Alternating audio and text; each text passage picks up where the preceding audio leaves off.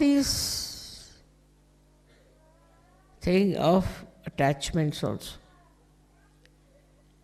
Now somebody has too much attachment, say for the family, for the wife, for the husband, children or something.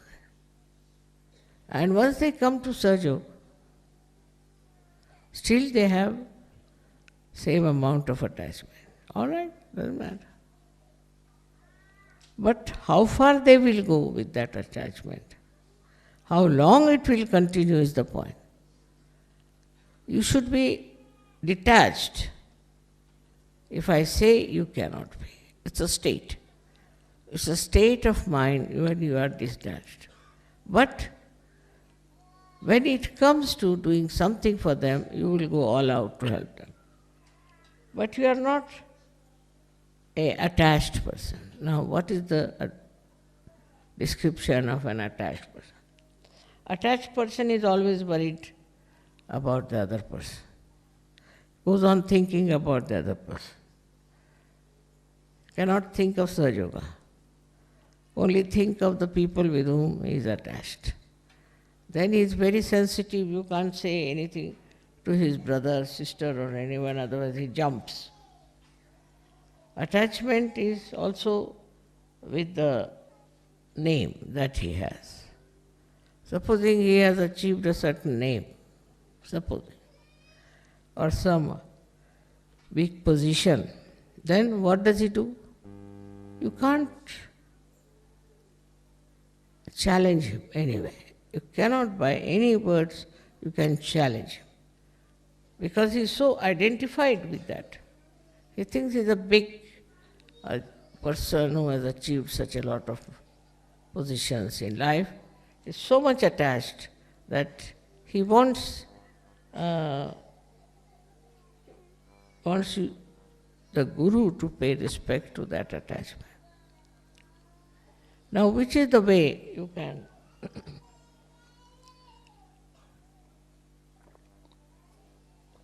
solve that problem? Supposing somebody is very much attached to his wife, say for example,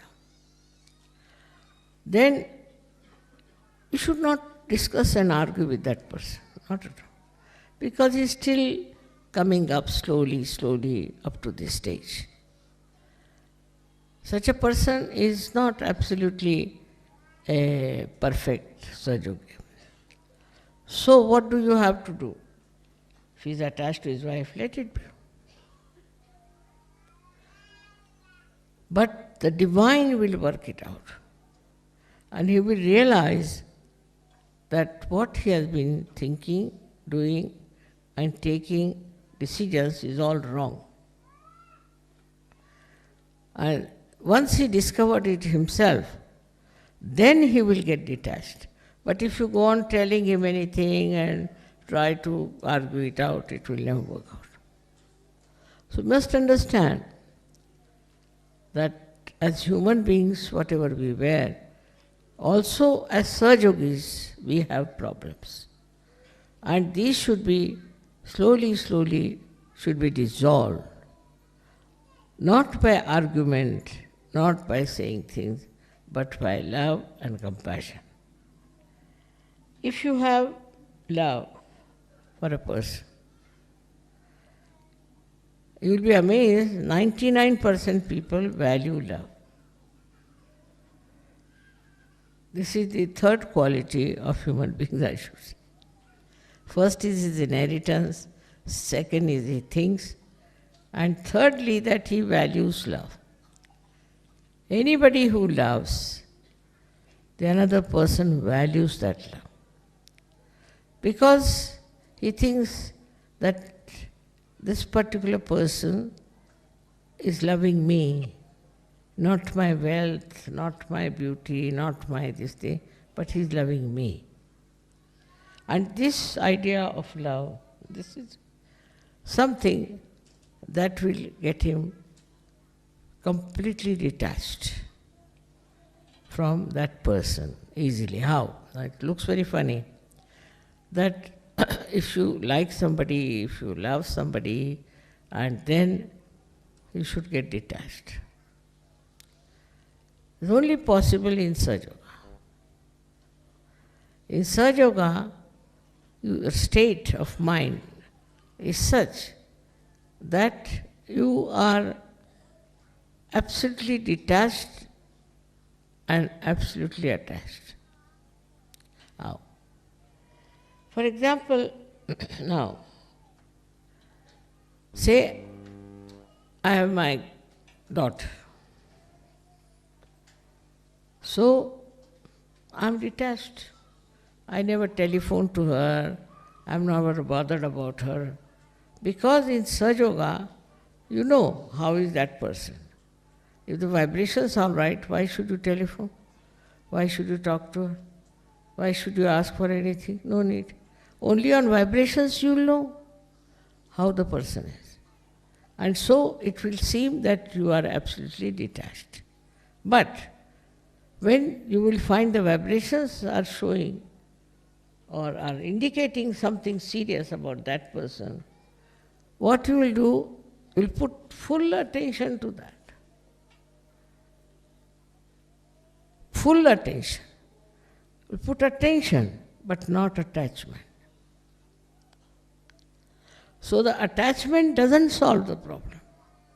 What solves the problem is attention. But when you are not detached, then your attention is attached attention. It's an attention that is not available to everyone, an attention that gets stuck, absolutely stuck into that person with whom you are identified. Try to understand.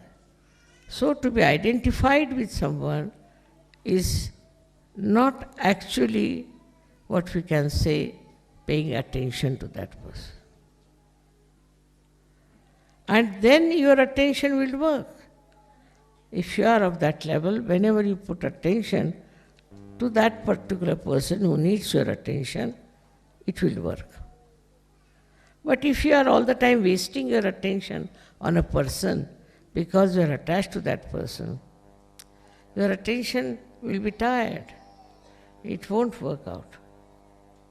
It's a big, I should say, a paradox. That if you are attached to someone, then your attention doesn't work. And if you are not attached to that person, you do everything else. Now you have to give lecture all the time, give lecture. Then I have to do some cooking, I'll do cooking, this, that, and that. But all the time if you are thinking about that person, all the time you want to have connection with that person, it's not necessary. That person is all right. What is there to be so much worried about that person? After all, you have to do Sahaja Yoga, you have to do so many things, you have to raise Kundalini, you have so many. Now you are getting attached to one person somewhere. It's not a very good thing. By that kind of attachment, your attention also becomes useless, absolutely useless. So let the attention be free. Attention should not be bound by your attachments. Attention should be absolutely free. So it works automatically. Automatically.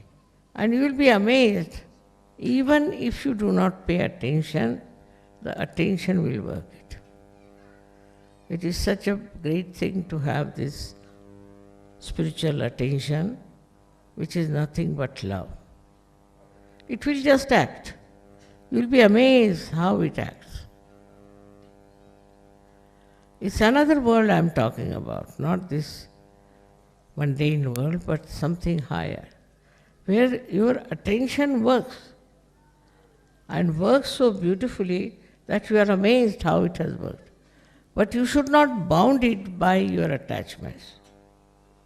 If it is bound, you can have a very limited sphere. Only the people who are attached to you, or you are attached to those persons. That's why identification is not the way a guru should work it out. Mataji,